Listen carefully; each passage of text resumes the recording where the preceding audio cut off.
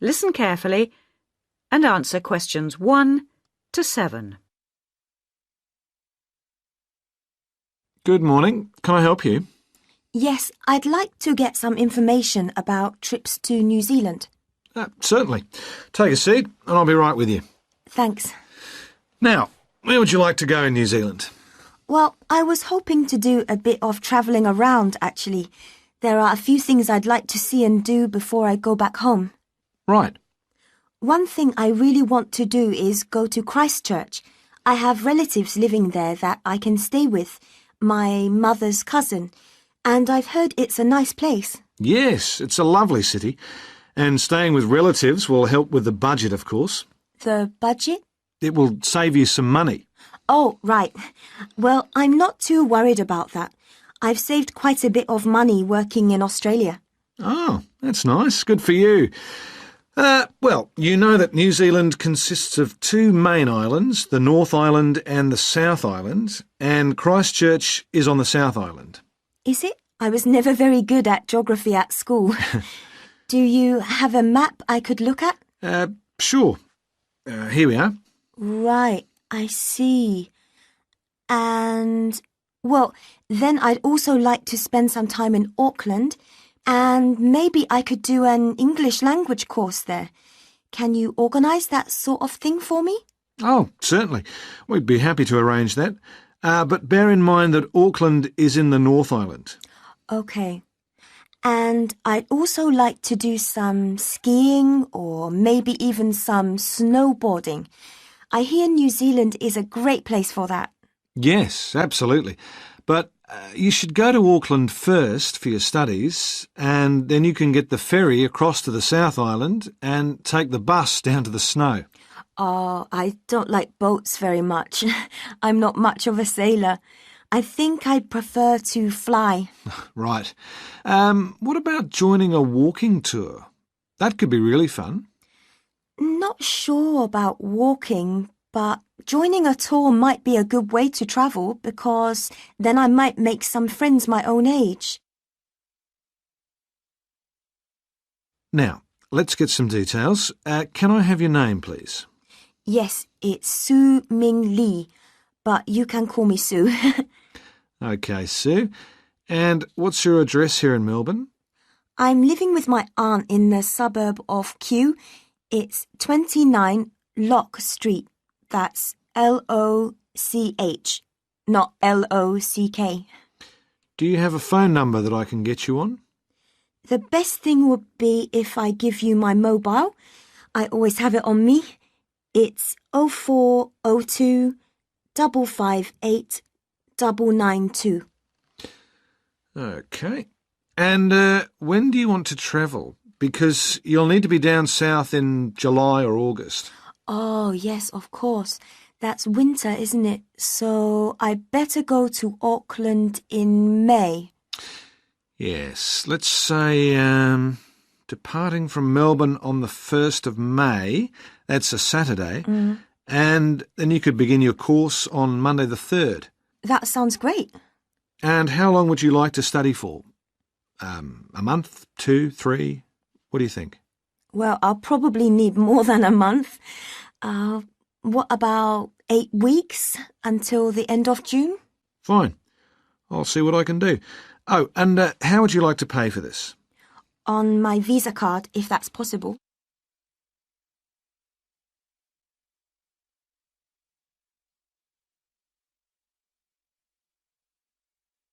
Now listen and answer questions 8 to 10.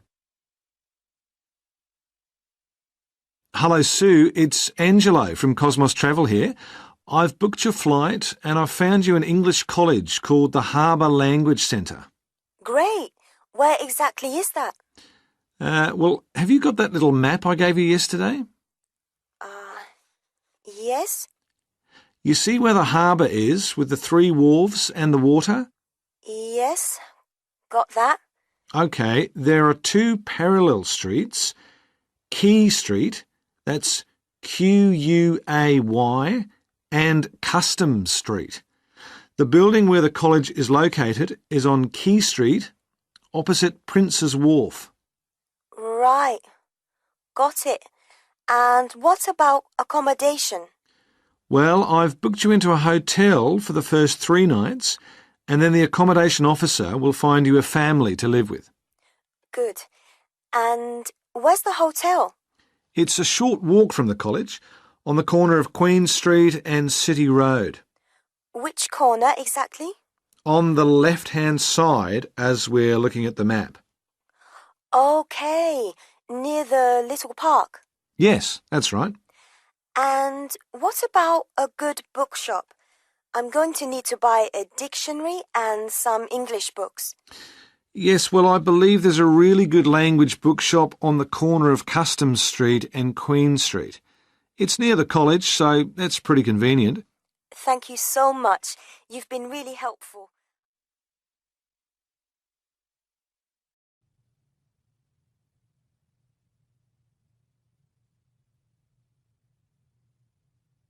First, look at questions 11 to 14.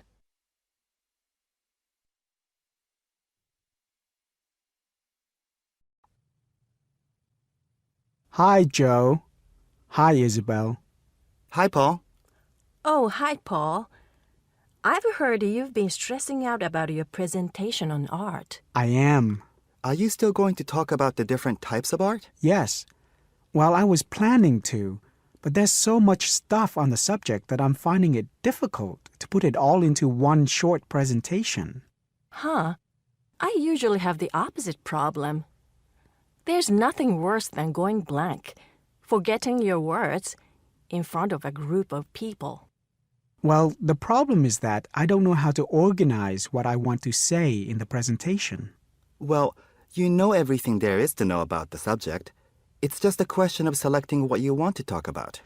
Well, there's a lot to discuss about the different periods in art. That's a good way to start. Then you can bring in how specific types of art were popular in each period. Yes, like how sculpture was popular in the classical period and paintings were popular in the Renaissance period. And how now a wide variety of media are used to create modern art.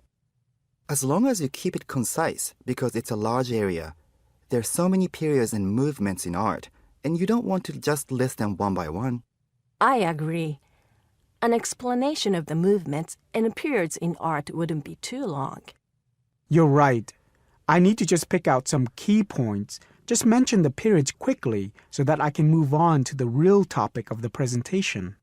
Yes, the variety of art, like sculpture, paintings, installations. I have an idea. Why don't you prepare a timeline to show to the class? That would be a nice visual, and it would focus your ideas so you don't get too sidetracked. Great idea. It would certainly cut down on time. Right then. Where are we? You'll begin with a very short introduction to the historical periods of art. Then, you'll talk about popular types of art within these periods. That's sorted. Maybe you could also mention some key works of art in each period, like the Venus de Milo statue or the Scream by Edvard Munch, and give some interesting facts on them. That's not a bad idea, because it does give people a frame of reference when I talk about specific kinds of art. After giving a historical context, I should really talk about different forms of art, shouldn't I? Yes, you should. After that, you can conclude with a question on what is considered to be art. Now, that would be really interesting. Yes, comparing the traditional views of art with modern views. Exactly.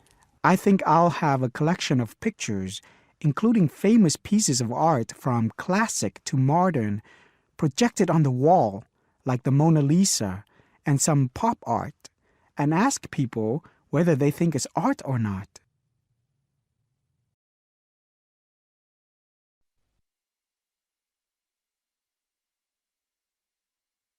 You will now listen to the second part of the talk. Showing some famous works and asking people what art is would certainly lead to discussion in the room. People's appreciation of art is so subjective, and it comes down to taste. That's what I'm hoping for, some disagreement to liven up the presentation. And you could stick in some really controversial ones like graffiti and modern art installations in between pieces of art that are universally accepted, like the work of the Renaissance painters. Sounds good to me. I have to say, I really don't understand some modern art myself. There was one recently that was just a pile of rubbish. It doesn't require much skill to create, does it? And what does it mean? There's no point to it. Actually, Joe, I like some modern art. It makes you look at the world in a different way. Artists now have the freedom to express themselves completely. Yes, but there is an idea now that anything can be art. I've heard of paintings being sold for large sums of money, which have been done by small children and animals. Now that's ridiculous. Oh, you could find one of those paintings and put it in your presentation, couldn't you, Paul? That would really be interesting. Well, Paul, what do you think? I like it. Just thinking. I'll need to do some more research to find pictures for the slideshow. Yes, we can help you. Can't we, Joe? Of course. If you go to the fine art section of the library, I'm sure you'll find everything you need. Just ask the staff and they'll give you access to a slide bank of hundreds of famous works of art. And if you still can't find what you're looking for, use the library computers to go online. There are lots of images on the internet. Of course, you'll need to use a search engine like Google, but it's dead easy. Thanks, guys. I'm feeling much clearer about the project. Your ideas have been really useful. I think I should end with a quote of some kind by a famous artist. What do you think? That's a good idea. Now let's go to the library and see what they have.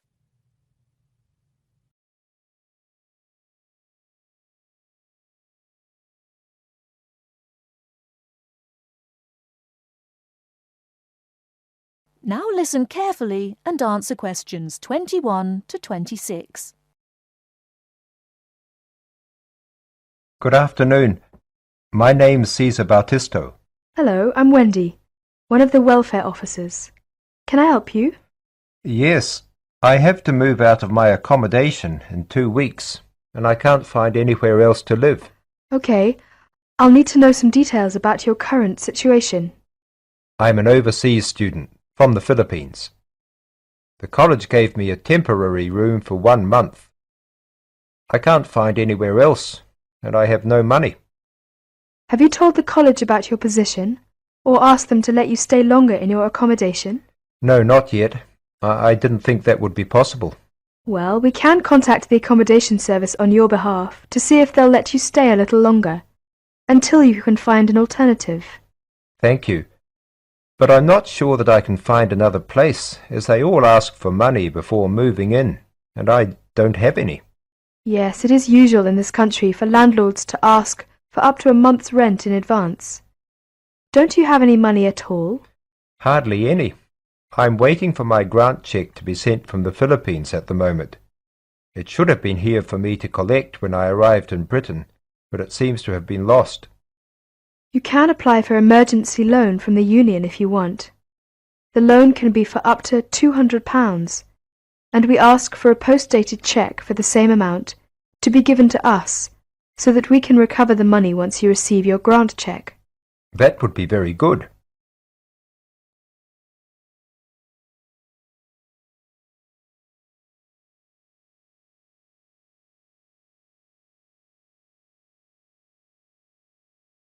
Now listen and answer questions 27 to 30. I'll apply, but I'm still worried about how to find new accommodation. As I said earlier, we can ask the college to extend the time you're allowed to stay in your present accommodation. They may refuse, of course. Then what will happen? If the worst comes to the worst, the union may be able to provide some very short-term emergency accommodation. If you want me to, I'll contact 1 or 2 of the addresses on the notice board and arrange for you to visit them. But what if they ask me for the rent in advance? I only have £90 left, and I need that for food and books. It'll be all right. By the time they actually need the money, we'll have your emergency loan ready. Just fill in this application form and write me a cheque for £200, please, payable to the Student Union. Right, I'll do that. Thank you very much for your help. I'm feeling more optimistic now.